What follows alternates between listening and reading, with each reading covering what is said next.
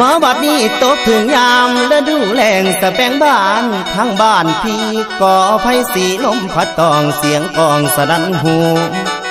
แสนคิดทอดยอดสู่ยามอยู่ห่างน้อไกลกันคุณแล้วสะแบงบ้านลมพัดปิ่นหมุนดอกลงพื้นสุดที่ฟื้นทนใดอุกภัยเหนื่อยหัวใจพี่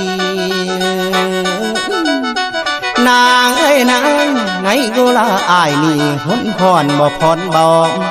ขานิ่งน้ำนองเจ้าเรื่องเก่าน้องข้างหลังคุณแล้ว